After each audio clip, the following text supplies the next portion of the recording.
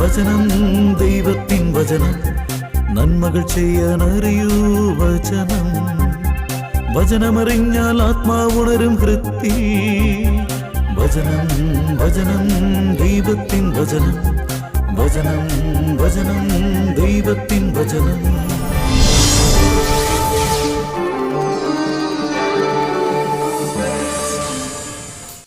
അല്ല, ഞങ്ങൾ എടുത്തു തന്ന വണ്ടിക്ക് എന്താണ് കുഴപ്പം? അത് പറയാം. എന്താണ് കുഴപ്പമെന്ന് നിങ്ങൾ ആദ്യം വണ്ടി ഒന്ന് ഓടിച്ചു നോക്കും. എന്നിട്ട് എന്ത് കുഴപ്പമാണ് ഇല്ലാത്തത് നിങ്ങളൊന്ന് കാണിച്ചതാ. വണ്ടി ഓടിക്കാനാ? ഞങ്ങളാ ഞങ്ങൾക്ക് വണ്ടി ഓടിക്കാൻ അറിയില്ല മാഷെ. നിങ്ങളല്ലേ പറഞ്ഞ ക്ലച്ചും ഒക്കെയാണ്, ഗിയറും ഒക്കെയാണ്, വണ്ടി മൊത്തം ഒക്കെയാണെന്ന്. ആര് പറഞ്ഞു? ഒരു കുഴപ്പമില്ലാന്ന് നിങ്ങൾ പറഞ്ഞല്ലേ. അപ്പൊ പിന്നെ ഇത്ര വിശദമായിട്ട് നിങ്ങൾ എങ്ങനെയാ പറയുന്നത്? അതാണ് ആ കാര്യം. ഞങ്ങളൊരു വണ്ടി സെയിൽ ചെയ്യാൻ പോയി കഴിഞ്ഞാൽ ഞങ്ങൾ എന്താണ് ചെയ്യുന്നത്? ഒരു വർക്ക്ഷോപ്പിൽ ചെന്നിട്ട് ഒരു മെക്കാനിക്കിനെ വിളിച്ചിട്ട് വരും.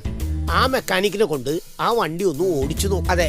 പിന്നീട് ഓടിച്ച് തിരിച്ചു വന്നതിന് ശേഷം അയാളാണ് ഇതിന്റെ കംപ്ലൈന്റ് നല്ലതും ചീത്തയൊക്കെ പറഞ്ഞു തരുന്നത്. ഞങ്ങൾ അത് വള്ളി പുള്ളി വിടാതെ നോട്ട് ചെയ്തെടുക്കും. അതെ. എന്നിട്ട് നിങ്ങളെ പോലെ വണ്ടി വാങ്ങിക്കാൻ വരുന്നവരുടെ അടുത്ത് ഞങ്ങൾ ഇത് പറഞ്ഞ് മനസ്സിലാക്കും. അത്രേ ഉള്ളു. പിന്നെ വണ്ടി സെയിൽ ചെയ്ത് കഴിഞ്ഞിട്ട് പിന്നെ അതും പറഞ്ഞിട്ടൊന്നും ഒരു കാര്യമില്ല. ये क्या बोल रहे हैं आप लोग? ये क्या है? हमारा इतना पैसा लिया है, ये गाड़ी खराब है. पैसा? चोर चोर है तुम लोग, चोर. क्या चोरो? ചോറാ? ഊണ് കഴിക്കാനൊന്നും വിളിച്ചല്ല, ഹിന്ദിയിൽ ചോർന്ന് പറഞ്ഞ കള്ളൻ, കള്ളാന്നാ വിളിച്ചത്. ബായി പിന്നെ വെറുതെ തല്ലു മേടിക്കണ്ട. നീ വന്നേ ബാബാ. എടാ നീ അവിടെ നിന്നേ.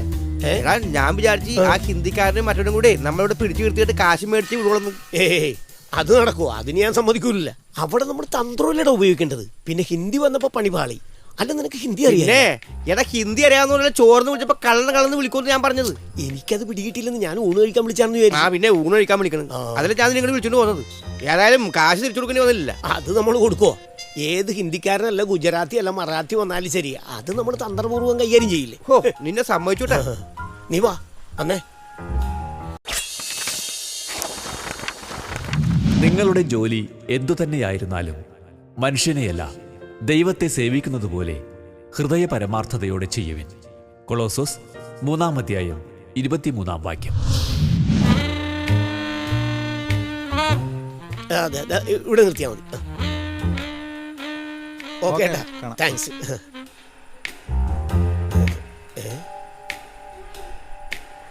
ജോർജ്, നീയായിരുന്നു? നീ വേറെ ആരെങ്കിലാണെന്ന് വിചാരിച്ച? അതെ. എന്താ? അതെങ്ങനെ ശരിയാവും? എടാ എന്നെ കണ്ടു കഴിഞ്ഞപ്പോൾ നിനക്ക് മനസ്സിലായില്ല ഞാനാ വിളിച്ചെന്ന്. പിന്നെ വേറെ ആരെങ്കിലാണെന്ന് വിചാരിക്കുന്നത് എന്തിനാണ്? എടാ അത് തന്നെയല്ലടാ ഞാനും പറഞ്ഞത്. ഞാൻ നോക്കിയപ്പോഴല്ലേ നീയാണെന്ന് എനിക്ക് മനസ്സിലായത്. ഞാൻ തിരിഞ്ഞു നോക്കുന്നതിന് മുമ്പുള്ള കാര്യമാണ് ഞാൻ പറയണത്. തിരിഞ്ഞു നോക്കണമ്പോൾ നിന്നെ ആരാ വിളിച്ചതെന്ന് നിനക്ക് അറിയില്ലല്ലോ. ഞാൻ ഒന്നും നിർത്തിയേ. നീ ഇതെങ്ങോട്ടാണ് സംസാരിച്ച് പോണത്? നീ എന്തിനാണ് അത്യാവശ്യമായിട്ട് കാണണമെന്ന് ഫോൺ ചെയ്ത് പറഞ്ഞത്? അത് പറയും. അല്ലാതെ വെറുതെ വട്ടുവർത്താനം പറയല്ലേ. എന്താ വിളിച്ചത്? എടാ എടാ നീ എന്താണ് ഈ ഫോൺ സ്വിച്ച് ഓഫ് ആക്കി വെച്ചേക്കണത്? ഓഫാക്കി വെച്ചേക്കണത്? പിന്നെ നീ വിളിച്ചപ്പോൾ എങ്ങനെ കിട്ടി? അതപ്പ ഞാൻ ഇപ്പോഴത്തെ കാര്യമാണ് ഈ പറഞ്ഞത്. എടാ ഒരു 5 മിനിറ്റ് മുമ്പ് നിന്നെ കാണാൻ ഞാൻ വിളിച്ചായിരുന്നു. അപ്പം ഫോൺ സ്വിച്ച് ഓഫാണ്. അത് ശരിയാ.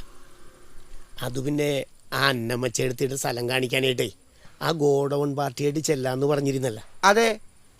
ഇന്ന് അതിൻ്റെ അഡ്വാൻസ് കൊടുത്തു കഴിയുമ്പോൾ നിന്റെ കമ്മീഷനിൽ നിന്ന് കുറച്ച് കാശ് എനിക്ക് തരാമെന്ന് നീ പറഞ്ഞില്ലേ? സത്യം പറഞ്ഞാ അതിനു വേണ്ടിയാണ് ഞാൻ നിന്നെ വിളിച്ചോണ്ടിരുന്നത്. അത് കിട്ടി ബാക്കിയായി. എന്താടാ? അത് പാളിയടാ. ആ പാർട്ടിക്ക് വേറെ സ്ഥലം കിട്ടിയെന്ന്. ഈ സ്ഥലം വേണ്ടെന്ന്. അതല്ല ഇപ്പം പ്രശ്നം. ആ ചേടത്തി അവിടെ 10 മണി കൊണ്ട് കാത്തു നിൽക്കുക. അവർ വിളിച്ചാൽ കിട്ടാതിരിക്കാനാണ് ഞാൻ ഈ ഫോൺ ഓഫ് ചെയ്ത് വെച്ചേക്കുന്നത്. അതിന് ഫോൺ ഓഫ് ചെയ്തിട്ടെന്തിനാ? അല്ലാതെ പിന്നെ നീ ഉള്ള കാര്യമായിട്ട് പറയും. അങ്ങനെ ചെന്നാൽ അത് ശരിയാവൂല. ആ പാർട്ടിനെയും കൊണ്ട് ചെല്ലാന്ന് ഞാൻ അത്രക്ക് ഉറപ്പ് പറഞ്ഞ. എന്നും പറഞ്ഞ് നീ അവരെ കാത്തിരുത്തി കഴിഞ്ഞാൽ കൂടുതൽ കുഴപ്പമില്ലേ? അത് ശരിയാ. പിന്നെ അതിനും കൂടി വഴക്ക് കേൾക്കേണ്ടി വരും. ഇനിയിപ്പോൾ എന്തൊരു വഴി? നീ ഇപ്പോൾ നേരിട്ടൊക്കെ ചെല്ലി, എന്നിട്ട് എന്തെങ്കിലും നുണ വെച്ചങ്ങനെ കാച്ചി അടുത്ത ആഴ്ച കൊടുന്ന് കാണിക്കാന്ന് പറയ്. പറ്റുമെങ്കിൽ കുറച്ച് കാശ് അഡ്വാൻസ് വാങ്ങിക്ക്. പാർട്ടിനെ കൊണ്ട് അല്ലാതെ 10 പൈസ അവര് തരില്ല. ആ അതിനാണ് ബുദ്ധിമുട്ട്. അതിന് നിന്റെ സ്ഥിരം പരിപാടി തന്നെ പോരെ. ആ ആന്റണി സാറിനെ കുറ്റം പറയില്ല. ഒരു ചിന്തയും അവിടുത്തേക്ക് അജ്ഞാതമല്ല, ഒരു വാക്കും കർത്താവിന് മറഞ്ഞിരിക്കുന്നില്ല. പ്രഭാഷകൻ 42-ാം അധ്യായം 20-ാം വാക്യം. അത് ശരിയാ. നേരിട്ടൊരു വഴക്കുമില്ലാതിരുന്ന രണ്ടുപേരുടെ ഉള്ളിലെ പകയുടെ തിരികൊളുത്തിയതേ ഞാനാ. അന്നമ്മച്ചേടത്തിയുടെ ഭർത്താവിൻ്റെ പാർട്ട്ണറായിരുന്നു ഈ ആന്റണി സാറ്. അന്നമ്മച്ചേടത്തിയുടെ ഭർത്താവ് പത്രോസിനെ പാര വെച്ച് പറ്റിച്ചുണ്ടാക്കിയതാണ് ഈ ആന്റണി സാറിൻ്റെ സെറ്റപ്പ് എന്ന് പറഞ്ഞുകൊണ്ടാണ് ഈ പരിപാടിയുടെ ആദ്യ ശരം ഞാൻ ചെയ്യുന്നത്. അതങ്ങേറ്റു. പിന്നെ ആന്റണി അങ്ങനെ പറഞ്ഞു, അന്നമ്മച്ചേടത്തി ഇങ്ങനെ പറഞ്ഞു. രണ്ടുപേരെയും ഞാൻ നന്നായിട്ട് കൊയ്തു. നീ ധൈര്യമായിട്ട് പോയി കൊയ്യടാ. പിന്നെ കാശ് കിട്ടി കഴിയുമ്പോ ഫോൺ ഓഫ് ചെയ്ത് വെക്കരുത്. അങ്ങനെ ഞാൻ ഇന്നുവരെ ചെയ്തിട്ടുണ്ട. എടാ, ഞാൻ വാക്ക് പറഞ്ഞ വാക്കാ. ആ എങ്കിൽ നീ വിളിച്ചാ മതി. ശരിയടെന്നാ.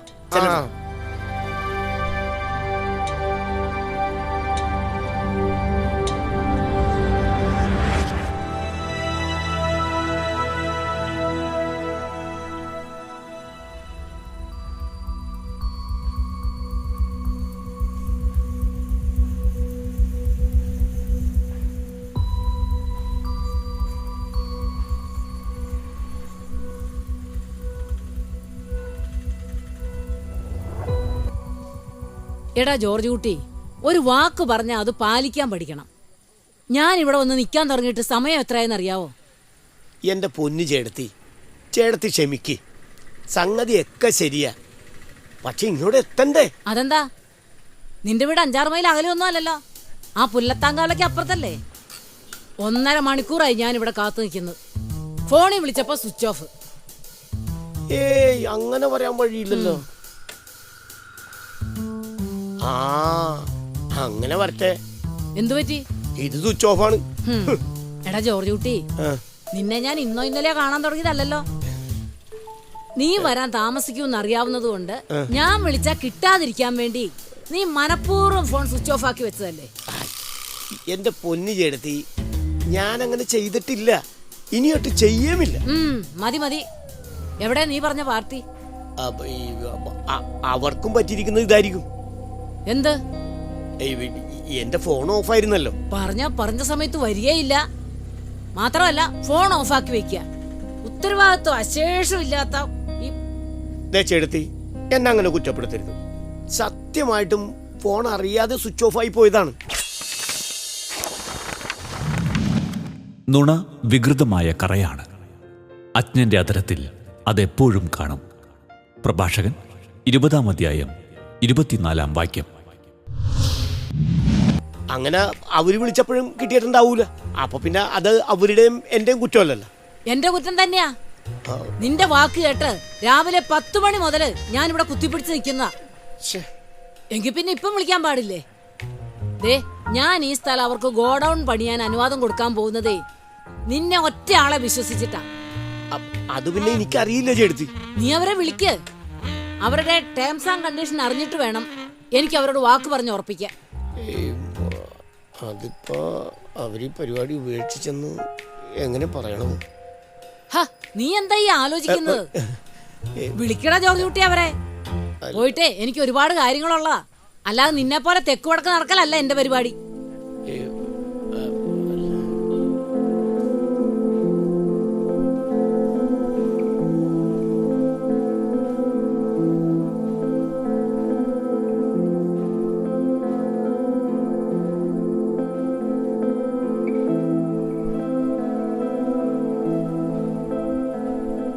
കാശ് കിട്ടിയാ?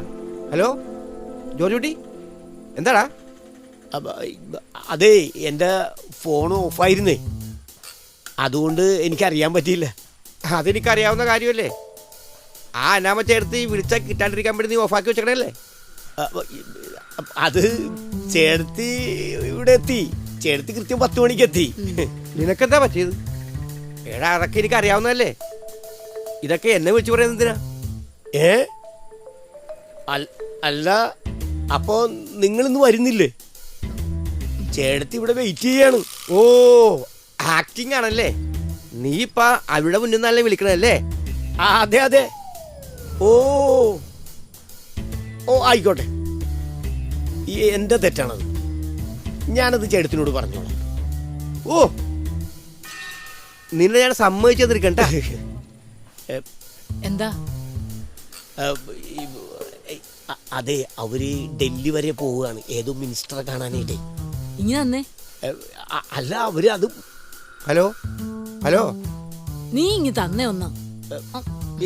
ഹലോ ഹലോ ജോർജ് കുട്ടി. ജോർജ് കുട്ടിയല്ല, അന്നമ്മയാ. അന്നമ്മ പത്രോസ്, ഈ സ്ഥലത്തിന്റെ ഉടമ. ഇതാരാ? ഞാൻ പറഞ്ഞോളാം. ഹലോ ഹലോ, ജേക്കബ് സാർ ഇന്ന് ഡൽഹിന്ന് വരും. ഏത് ജേക്കബ് സാർ? ഏത് ജേക്കബ് സാറെന്നോ? അല്ല, ഈ സംസാരിക്കുന്ന ജേക്കബ് സാർ അല്ലേ? എന്താ പറഞ്ഞത്? അല്ല, ഈ സംസാരിക്കുന്ന ജേക്കബ് സാർ അല്ലേന്ന്? അതെ അതെ അതെ. ഇവിടെ കുറച്ച് റേഞ്ചിന്റെ പ്രശ്നമുണ്ട്. ഓ, ആയിക്കോട്ടെ ആയിക്കോട്ടെ. അല്ല, സാറപ്പോ ഡൽഹി പോവല്ലേ? പോകാം. അതെ അതെ, ഞാൻ ഡൽഹി പോവുകയാണ്. കുറച്ച് പർച്ചേസിംഗ് ഉണ്ടേ. അല്ല, ഇവൻ പറഞ്ഞു മിനിസ്റ്ററെ കാണാനാണെന്ന്. ആര് പറഞ്ഞു? ഈ ജോർജ് കുട്ടി. ഓ, അതും പറഞ്ഞ ഈ ജോർജ് കുട്ടിയുടെ ഒരു കാര്യം ചേർത്തി. ഓ, ഡൽഹി പോയിട്ടേ ഈ മിനിസ്റ്ററെ കണ്ടിട്ട് പർച്ചേസും കൂടി ചെയ്ത് തിരിച്ചു പോരും. അല്ല, രണ്ടിനും കൂടി ഒരൊറ്റ പോക്കങ്ങൾ പോയാൽ മതി. അല്ല, നമ്മുടെ കാര്യം ഗോഡൌണിന്റെ അത് ഡൽഹിയിൽ നിന്ന് വന്നിട്ട് ഉടനെ തന്നെ ശരിയാക്കാം. ജോർജ് കുട്ടിയെ വിളിച്ചിട്ട് കിട്ടാതിരുന്നാണല്ലോ ഇപ്പൊ ഈ കാര്യം അറിയിക്കാൻ പറ്റാതിരുന്നത്. അതെ അതെ, സമയത്തിന് അതിൻ്റെതായ വിലയുണ്ടല്ലോ മിസ്സിസ് തങ്കമ്മ പത്രോസ്. അയ്യോ, തങ്കമ്മയല്ല, അന്നമ്മ. അന്നമ്മ പത്രോസ്. അതെ അതെ, അന്നമ്മ പത്രോസ്. സമയത്തിന്റെ വില ജോർജിന് അറിയില്ലെങ്കിലും കൃത്യസമയത്ത് എത്തിയ അന്നമ്മ ചേട്ടത്തിക്ക് അറിയാലോ. ഓ, അല്ല, അത് പിന്നെ അടുത്ത പ്രാവശ്യം ഇത് ആവർത്തിക്കില്ല. ഞാൻ ഈ നമ്പർ മേടിച്ചോളാം. ഓ, അങ്ങനെ ആയിക്കോട്ടെ. അല്ല അല്ല അല്ല അല്ല, അല്ലെങ്കിൽ അത് വേണ്ട. അതെന്താ? അടുത്ത പ്രാവശ്യം ഞാൻ വേറെ നമ്പർ ആയിരിക്കും വിളിക്കണത്. ബിസിനസിന്റെ ഓരോരോ പ്രോബ്ലങ്ങളെ. ഓക്കെ, ബൈ മിസ്സിസ് അന്നമ്മ പത്രോസ്. ഓ, ശരി. അല്ല, ഞാൻ ജോർജിന് കൊടുക്കാം. ഹലോ ഹലോ സാറേ. എടാ പോത്തെ, ബ്രേക്ക് എവിടുമ്പോ പറഞ്ഞിട്ട് ചവിട്ടണ്ടേ? ഓ, സോറി സാറേ. ആദ്യം ഒന്ന് പാളിയെങ്കിലേ പിന്നെ ഞാൻ കയ്യിൽ ഒതുക്കി. ഓ, അതെനിക്ക് മനസ്സിലായി സാറേ. വാങ്ങിക്കുമ്പോഴേ കാര്യമായിട്ട് അങ്ങനെ വാങ്ങിച്ചോ. അത് കുഴപ്പമില്ല. അത് ഈ ക്യാഷ് പിന്നെ എങ്ങനെ വേണമെങ്കിലും ആകാമല്ല. ഓ, ശരി സാറേ. അല്ല, ഞാൻ ഇവിടെ തന്നെ വെയിറ്റ് ചെയ്യട്ടാ. ഓ, ശരി, അത് മതി സാറേ. ഓ, ഇവന്റെ ഒരു കാര്യം.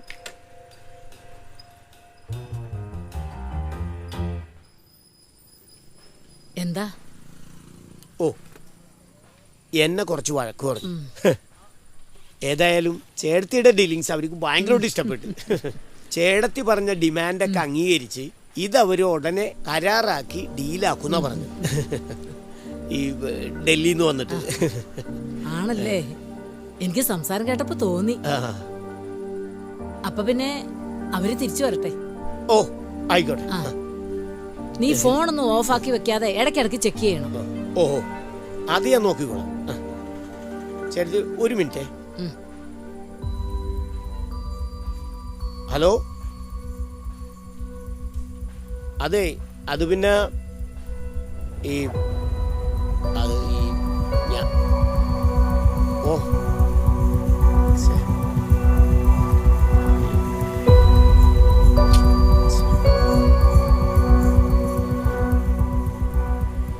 എന്താ ജോർജെ? ഏയ് അതൊന്നുമില്ല എഴുതി. എങ്കിൽ പിന്നെ ഞാൻ ചെല്ലട്ടെ എഴുതി. എന്നോട് പറയാൻ പറ്റിയ കാര്യമാണെങ്കിൽ നീ പറയേ. അതേ ചേട്ടത്തി, എനിക്കൊരു 10,000 രൂപ വേണമായിരുന്നു. 10,000 രൂപയോ? അത് വേറൊരു അത്യാവശ്യം ഉണ്ടായിരുന്നേ. അല്ല അത് അല്ല, അടുത്ത ആഴ്ച ഇതിന്റെ കമ്മീഷനിൽ നിന്ന് പിടിച്ചോ. അത് ഞാനൊരു 5,000 രൂപ തരാം. ആ അതെങ്കിൽ അത് ഈ ബാക്കി ഞാൻ ആന്റണി സാറിനോട് മേടിച്ചോ. ഏത്? ആ കൊപ്രാശ്ശേരി ആന്റണിയോ? ആന്നേ, ചേട്ടത്തിയുടെ ഭർത്താവ് പത്രോസ് ചേട്ടന്റെ പാർട്ട്ണറായിരുന്ന ആന്റണി സാറ്. ആ സാറിന്റെ പഴയ കാറ് കൊടുത്തിട്ടേ പുതിയൊരു കാർ മേടിക്കാൻ പോവാ. അപ്പൊ ആ പഴയ കാറൊന്ന് സെയിലാക്കി കൊടുക്കണമെന്ന് പറഞ്ഞേ. അവരുമായിട്ടൊക്കെ ആരെങ്കിലും ഇടപെടുവോടാ? അല്ല നീ തന്നെയല്ലേ അവനെ പറ്റി അവൻ പറഞ്ഞ ഞങ്ങളെ പറ്റി പറഞ്ഞത്? അതെ, ഈ ശരിയാണ് എഴുതി, എല്ലാം അറിയാം. പക്ഷേ നമ്മുടെ ജോലി ഇതായി പോയില്ലേ. അല്ലെങ്കിൽ പിന്നെ അയാളുമായിട്ടൊക്കെ ആരെങ്കിലും ഇടപെടും. ഇതിപ്പോ വിളിച്ചാൽ ചെല്ലാതിരിക്കാൻ പറ്റുമോ? പിന്നെ എപ്പ ചെന്ന് എന്ത് കാര്യം ചോദിച്ചാലും മറുത്തൊരക്ഷരം പറയാതെ ആ ചോദിക്കുന്നത് എന്താണെന്ന് വെച്ചാൽ അപ്പം എടുത്തു തരും. എന്ന് കരുതി എപ്പോഴും ചെന്ന് ചോദിക്കുന്നത് ശരിയാണ് എഴുതി. അവരുടെ അധരങ്ങളിൽ സത്യമില്ല. അവരുടെ ഹൃദയം നാശകൂപമാണ്. അവരുടെ തൊണ്ട തുറന്ന ശവക്കുഴിയാണ്. അവരുടെ നാവിൽ മുഖസ്തുതി മുറ്റി നിൽക്കുന്നു. സങ്കീർത്തനങ്ങൾ 5-ാം അധ്യായം 9-ാം വാക്യം. അല്ല നീ നേരത്തെ എത്രയാ ചോദിച്ചത്? എന്താ എഴുതി? അല്ല നീ 10,000 അല്ലേ നേരത്തെ ചോദിച്ചത്? അതെ. എടാ ഞാൻ അത്ര ക്രൂരയൊന്നുമല്ല. ഒരാളുടെ വിഷമം കണ്ടാ എനിക്ക് മനസ്സിലാവും. അതെ, അതിനിപ്പം നീ ആന്റണിയുടെ അടുത്തൊന്നും പോകണ്ട. ഓ, നീ ചോദിച്ച 10 ഞാൻ തന്നെ തന്നാ പോരെ? ഈ ചേട്ടത്തിക്ക് ബുദ്ധിമുട്ടാകില്ലെങ്കിൽ. എനിക്ക് എന്ത് ബുദ്ധിമുട്ട്? നീ ഒന്ന് പോടാ അവിടുന്ന്. പിന്നെ അവനെ ആ ആന്റണിയുടെ കാറൊന്നും അങ്ങനെ എളുപ്പത്തിൽ വിറ്റു കൊടുക്കണ്ട. കൊറേ നാളെ അവൻ ആ പഴയ കാറിൽ ഇങ്ങനെ കറങ്ങി തിരിഞ്ഞങ്ങ് നടക്കട്ടെ. അത് ഞാൻ ഏറ്റു. പഴയത് ഞാനല്ല, വേറെ ആര് വിൽക്കാൻ പോയാലും ഞാനത് മുടക്കും. ഇനി പുതിയൊരെണ്ണം വാങ്ങിപ്പിക്കാമില്ല. എന്താ പോരെ? അല്ല, നമുക്ക് വീട്ടിലേക്ക് പോണോ അല്ലെങ്കിൽ ATM-ലേക്ക് പോണോ കാശ് എടുക്കാനായിട്ടേ? നീ വാ, വന്ന് കാറി കയറ്. നമുക്ക് ATM-ലേക്ക് പോവാം. ആ വെജിറ്റേറിയൻ ഹോട്ടലിൽ കയറി ഒരു ചായയും കുടിച്ചിട്ട് പോയാ മതി. ഓ, എല്ലാം ചേട്ടത്തിന് ഇഷ്ടം.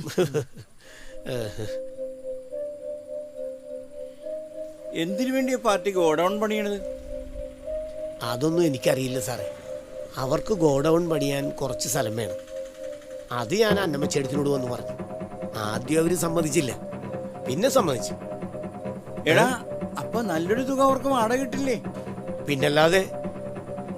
അവർക്കപ്പൊ ഇത്രയും നല്ലൊരു കോഡ് വന്ന കാര്യം എന്നോട് പറയാൻ നിനക്ക് എങ്ങനെ തോന്നിയിടാ? എന്താ സാറേ, ആ പരിപാടി മുടക്കണോ? പിന്നല്ലാതെ. അവർക്ക് നന്മ വരുന്ന ഒന്നും എനിക്ക് കേൾക്കണ്ട. എന്നോട് അവരൊന്നും നേരിട്ട് പറഞ്ഞിട്ടില്ല. അവരെന്നെ പറ്റി കുറ്റം പറഞ്ഞതെല്ലാം നീ പറഞ്ഞിട്ടാ ഞാൻ അറിയുന്നത്. അല്ല, ഇങ്ങനെയുള്ള കാര്യങ്ങൾ ആരും നേരിട്ട് പറയില്ല സാറേ. ആ പത്രോസിനും ഞാനും തമ്മിൽ പാർട്ട്ണർഷിപ്പും ബിസിനസ്സും ഒക്കെ ഉണ്ടായിരുന്നു. അന്നൊന്നും അയാളുടെ മനസ്സിൽ എന്നോടുള്ള മനോഭാവം ഇതാണെന്ന് എനിക്കറിയില്ലല്ലോ. അതെനിക്ക് മനസ്സിലായത് ഈ തള്ള നിന്നോട് പറയുമ്പോഴല്ലേ. ഞാൻ ഉണ്ടാക്കിയത് മുഴുവൻ അവരുടെ കെട്ടിയാൻ പത്രോസിനെ പറ്റിച്ചിട്ടാണെന്ന് നീ പറഞ്ഞിട്ടല്ലേ ഞാൻ അറിയുന്നത്. സാറേ, സാർ ഇനി ഒന്നും പറയണ്ട. Godown case close. ഗോഡൌൺ പണി അവിടെ തുടങ്ങിയുമില്ല, ആരെ കൊണ്ടും ഞാൻ തുടങ്ങിപ്പിക്കുകയുമില്ല. ഏത് കാറ്റത്തും പാറ്റുകയോ എല്ലാ മാർഗത്തിലും ചരിക്കുകയോ അരുത്. കപടഭാഷണം ചെയ്യുന്ന പാപി ചെയ്യുന്നത് അതാണ്. പ്രഭാഷകൻ 5-ാം അധ്യായം 9-ാം വാക്യം. മതി, അത് മതി. അതിനു വേണ്ടി നിനക്ക് ഞാൻ എന്തും ചെയ്യും. സാറിന്റെ മനസ്സെനിക്ക് പിന്നെ അറിയാൻ പാടില്ലേ. എന്തിനും ഞാനുണ്ട് സാറേ സാറിന്റെ കൂടെ. പിന്നെ സാറേ, എനിക്ക് നീ ഒരു ധൈര്യത്തിന് പറയടാ, നിനക്ക് എന്ത് വേണം? അല്ല, അത് പിന്നെ സാറേ കുറച്ച് ഈ സാമ്പത്തികത്തിന്റെ കാര്യമാണ്.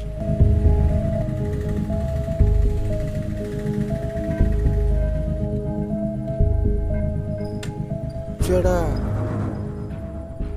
ഇവരെന്താണ് ഈ ഫോൺ എടുക്കാത്തത്? ഇനി സൈലന്റ് ആണോ, അതോ കാശ് കിട്ടിയപ്പോ എന്നെ ഒഴിവാക്കിയതാണോ? ഏയ്, ഒന്നുകൂടി വിളിച്ചു നോക്കാം.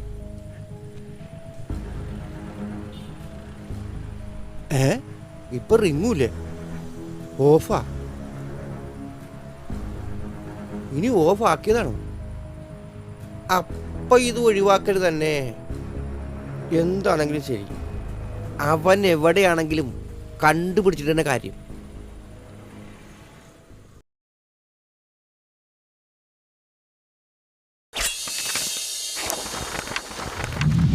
തെറ്റു ചെയ്യുന്നവരുടെ മാർഗം കുടിലമാണ്, നിഷ്കളങ്കരുടെ പെരുമാറ്റം നേർവഴിക്കുള്ളതും.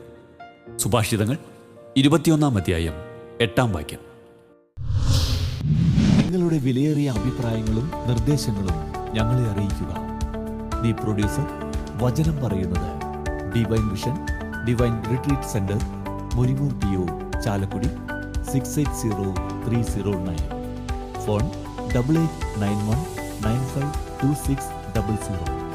ഇമെയിൽ വചനം പറയുന്നത് @gmail.com.